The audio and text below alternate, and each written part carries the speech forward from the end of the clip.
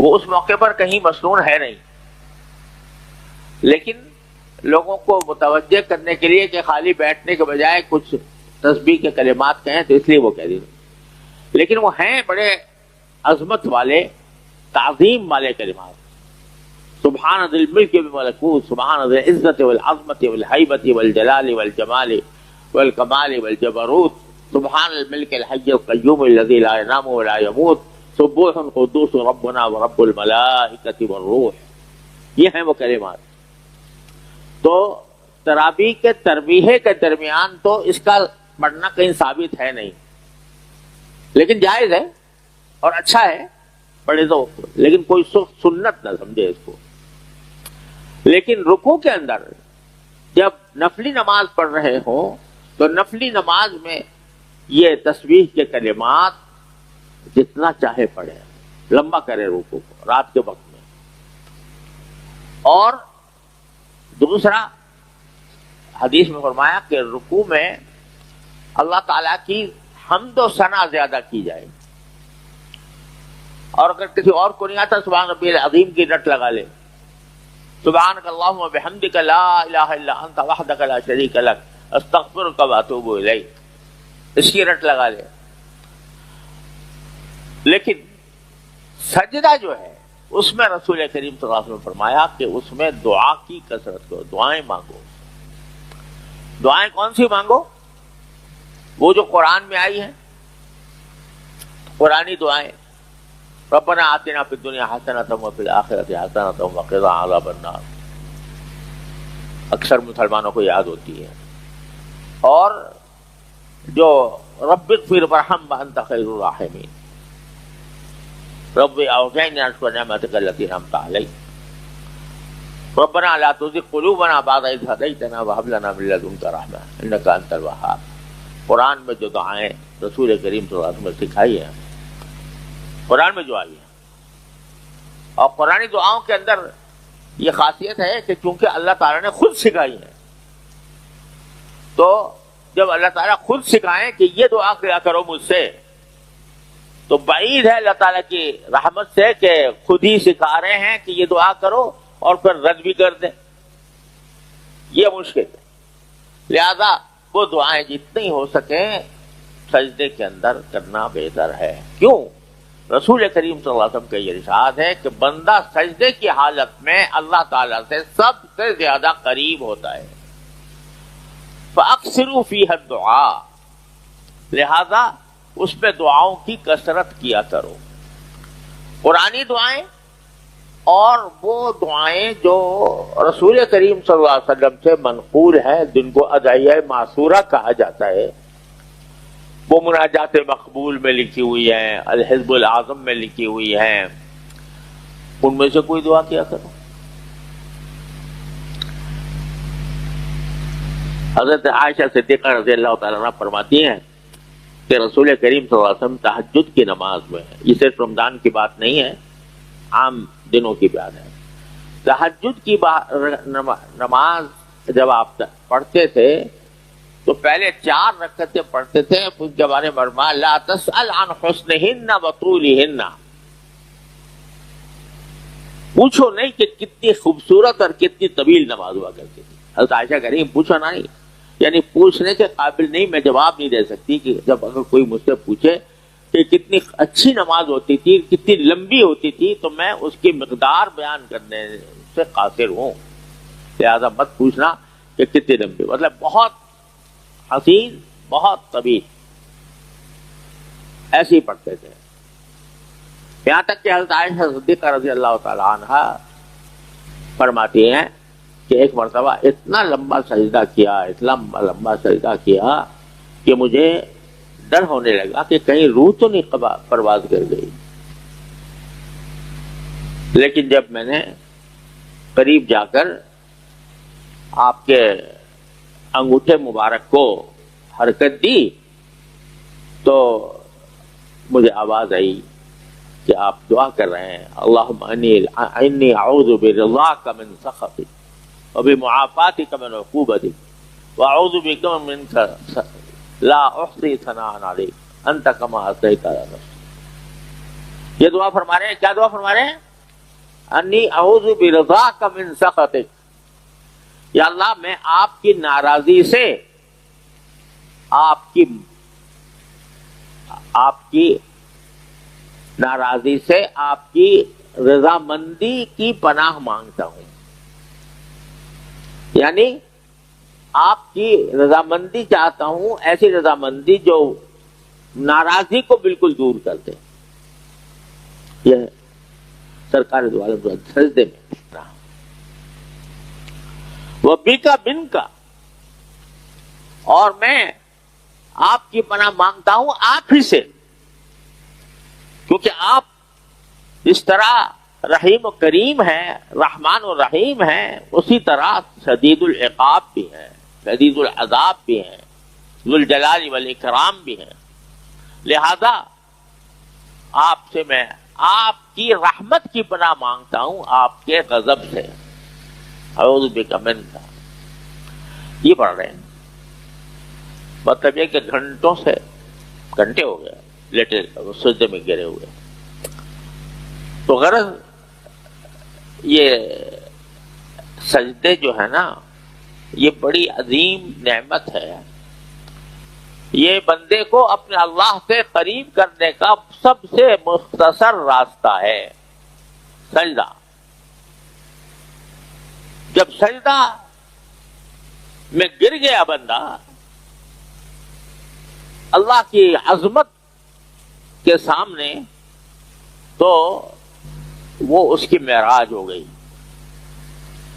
ہر شخص کو تو معراج نصیب نہیں ہو سکتی نا، جو رسول کریم صلی اللہ علیہ وسلم کو ہوئی، کہ آپ کو اللہ تعالیٰ نے ساتواں آسمان سے گزارا، پھر عرش پر، پھر کرسی پر، اور اس جگہ پر جہاں پر فرشتے لوگوں کی تقدیریں لکھ رہے تھے، اس جگہ تک جہاں اس کائنات کی فرشتوں کے سوا کوئی انسان جہاں کبھی پہنچ نہیں سکتا، وہ معراج تو نبی کریم صلی اللہ علیہ وسلم میں تھا۔ لیکن آپ نے فرمایا کہ یہ نماز جو ہے یہ مومنین کی معراج ہے، کہ جب یہ سجدے میں جاتے ہیں تو یہ اللہ جل جلالہ کا قرب حاصل کر، تو اس سجدے کو غنیمت سمجھو، اور نفلی نمازوں میں خاص طور پر اس میں دعاؤں کا اہتمام۔ کیوں؟ اس لیے کہ اس وقت بندہ سب سے زیادہ قریب ہے اللہ تعالیٰ کے، اور جیسے شاعر نے کہا کہ سر بر قدم حسن قدم بر کلہو تاج، جب بندہ سجدے میں گرتا ہے تو گویا ایک طرح سے باری تعالیٰ کے قدموں پر سر رکھا ہوا ہے، اور سر تو رکھا ہے کسی کے قدموں پر، لیکن پاؤں ہیں ساری دنیا کی بادشاہتوں کے تاجوں کے اوپر، یعنی ساری دنیا سے بے نیاز ہو کر اپنے اللہ کی بارگاہ میں پہنچ گیا۔ تو جیسے سجدہ کرتا ہے تو یہ نعمت انسان کو نصیب ہوتی ہے، معراج المومنین۔ تو آپ ذرا اندازہ کرو کہ رمضان میں گیا مسلمان تراویح میں 20 رکعتیں پڑھتا ہے، اور 20 رکعتیں جو ہیں اس میں 40 سجدے ہوتے ہیں، جس کے کیا معنی ہوئے کہ 40 مرتبہ بارگاہ الہی کے قریب پہنچتا ہے، 40 مرتبہ ہر روز۔ تو یہ اتنا بڑا قرب ہے جو اللہ تعالیٰ نے تراویح کے ذریعے ہم سب کو عطا فرمایا۔ اور روزہ رکھا، اور روزے کے بارے میں قرآن کریم نے فرمایا یا ایھا الذین آمنوا کتب علیکم الصیام کما کتب علی الذین من قبلکم لعلکم تتقون، کیا ایمان والو تم پر روزے فرض کیے گئے ہیں جس طرح پچھلی امتوں پر روزے فرض کیے گئے تھے، یعنی تم سے بھی یہ مطالبہ کیا جا رہا ہے کہ صبح سے لے کے شام تک بھوکے رہو، پیاسے رہو، یہ صرف تمہیں ہی کوئی نرالا حکم نہیں دے دیا گیا، بلکہ یہ حکم تم سے پہلی امتوں کو بھی دیا گیا تھا، اور کوئی کسی رسول کی امت ایسی نہیں ہے کہ جس پر کبھی نہ کبھی روزہ فرض نہ کیا گیا ہو۔ مختلف اوقات میں مختلف پیغمبروں کی شریعتوں میں روزے فرض کیے گئے، لیکن جو آخری جملہ ہے وہ بڑا معنی خیز ہے۔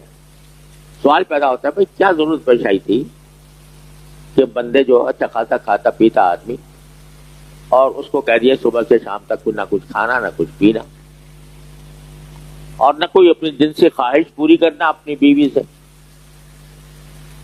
بھائی کیوں یہ سب بھوکا پیاسا کیوں رکھا جا رہا ہے؟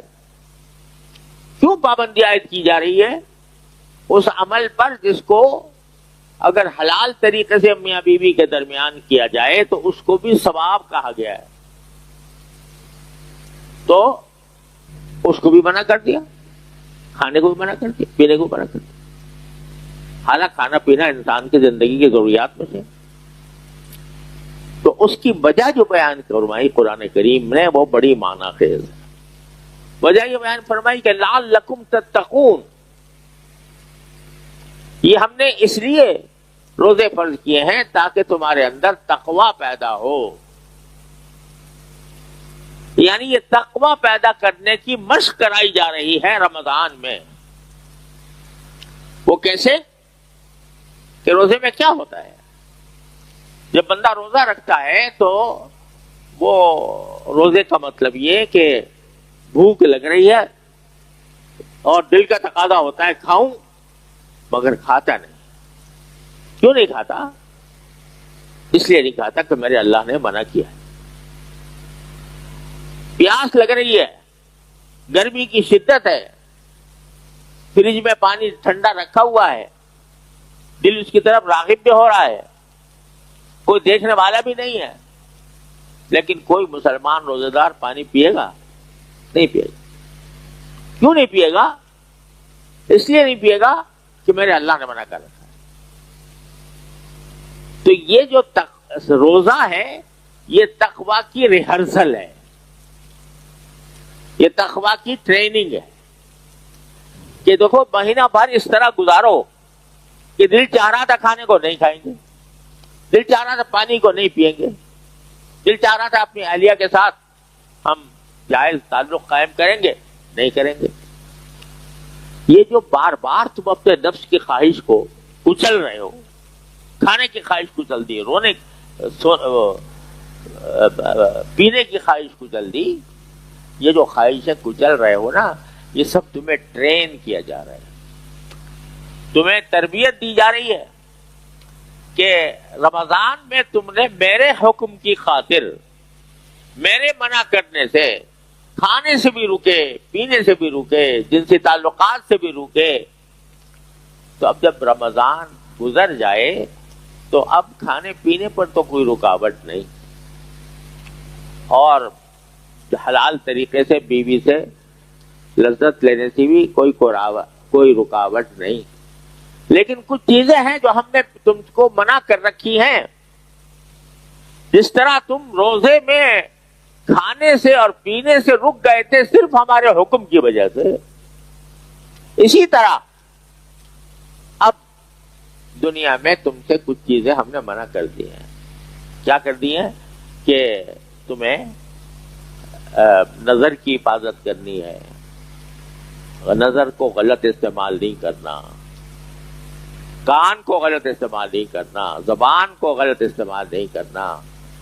تو جس طرح وہاں کھانے پینے کی خواہش ہو رہی تھی مگر تم نے اس خواہش کو کچل دیا، اسی طرح باہر کی زندگی میں جو خواہشیں تمہیں ہو رہی تھی کہ فلاں چیز کو دیکھ کر مزہ لے لوں، فلاں فلم دیکھ لوں، فلاں الیاذ باللہ عورت رقاصہ کو دیکھ لوں، تو اس خواہش کو بھی تمہیں اسی طرح کچلنا ہوگا جس طرح روزے میں تم نے کھانے اور پینے کی خواہش کو کچلا تھا۔ یہ مشق تم سے کرائی جا رہی۔ تو اب یہ تو کوئی بات نہ ہوئی کہ مہینے بھر تو اللہ میاں کے فرمانبردار رہے اور جائز حلال چیزوں کو بھی چھوڑ دیا اس کے کہنے پر، جو پہلے ہی سے حرام ہے، پہلے ہی سے ناجائز ہیں، چاہے رمضان ہو یا غیر رمضان، ان کو نہ چھوڑا، تو یہ کیسا روزہ ہوا؟ اب دل میں یہ خواہشات پیدا ہو رہی ہے کہ میں زیادہ سے زیادہ مال کمانے کے لیے رشوت لے لوں، خواہش پیدا ہو رہی ہے۔ اب تو خواہش سے آگے بڑھ کر لوگوں نے اس کو حق بنا لیا ہے، اپنا فرض بنا لیا، مجھے رشوت ملنی چاہیے۔ تو یہ جو خواہش دل میں پیدا ہو رہی ہے رشوت دینے کی، جس طرح تم نے روزے میں کھانے کی خواہش کو کچلا تھا، اس طرح اس رشوت کی خواہش کو بھی کچلو، حرام خوری سے کی عادت کو بھی کچلو، ورنہ یہ کیا بات ہوئی؟ جو حلال چیزیں تھیں تم نے اللہ کے کہنے سے وہ چھوڑ دی، کھانا پینا چھوڑ دیا، جو پہلے سے حرام تھی وہ نہ چھوڑی، رشوت لے رہے ہیں رمضان کے اندر، صبح کو سحری کھائی اور سحری کھا کے روزہ رکھا، اللہ تعالیٰ سے اقرار کیا کہ اللہ میں نے یہ روزہ آپ کے لیے رکھا ہے، اور دفتر میں پہنچے اور وہاں پر کوئی حاجت مند آیا، اس سے کہا اتنے پیسے نکالو رشوت کے، اور رشوت کے پیسے جیب میں ڈال کر شام کو افطاری خرید کے لے گئے، رشوت کے پیسوں سے افطاری خریدی، افطاری خرید کر جو روزہ رکھا تھا اس روزہ رکھ کر افطار کر رہے ہیں حرام سے، یہ کیا روزہ ہوا بھائی؟ قرآن نے تو، حدیث میں رسول کریم صلی اللہ علیہ وسلم نے تو فرمایا یہ صبر کا مہینہ ہے، یہ مواسات کا مہینہ، یعنی ایک دوسرے کی ہمدردی کا مہینہ ہے، ایک دوسرے کے ساتھ غمخواری کا مہینہ ہے، پیار کا مہینہ ہے۔ جتنا زیادہ تم لوگوں سے پیار کرو گے، لوگوں کے ساتھ ہمدردی کرو گے، اتنا ہی اللہ تعالیٰ کے قریب ہوگے۔ اور تم نے کیا کیا کہ روزہ رکھ کے تو کوئی اللہ میاں پر بہت بڑا احسان کر دیا کہ بھئی ہم نے روزہ رکھا ہے، اب ہم پر 7 خون معاف ہو گئے، ہم چاہیں کسی کے رشوت سے بموڑے مال یا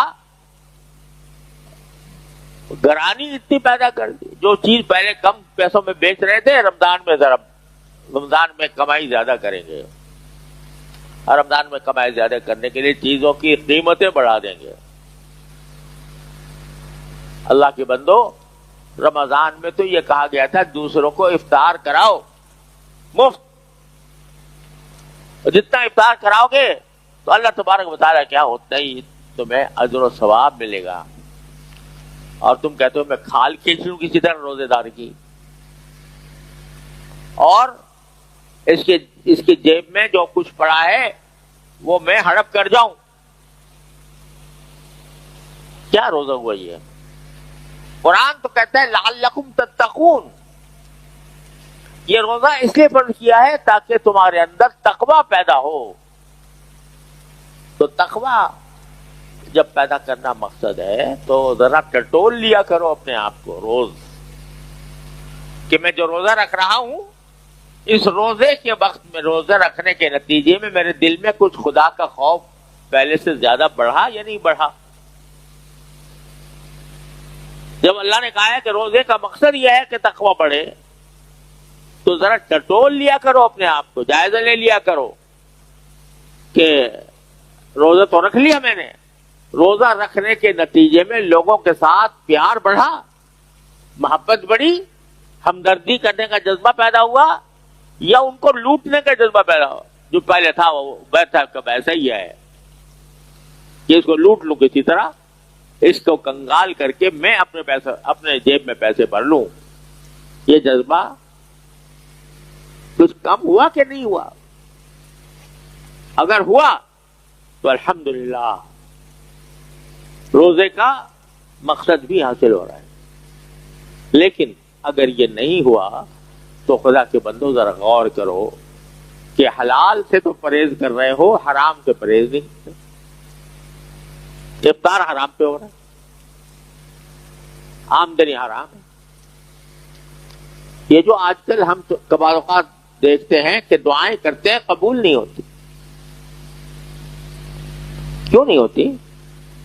حدیث میں رسول کریم صلی اللہ علیہ وسلم نے ارشاد فرمایا کہ بعض مرتبہ لوگ انتہائی عاجزی سے دعائیں کرتے ہیں، لیکن عاجزی سے دعا کرنے کے باوجود یہ ہوتا ہے کہ کھانا ان کا حرام، پہننا ان کا حرام،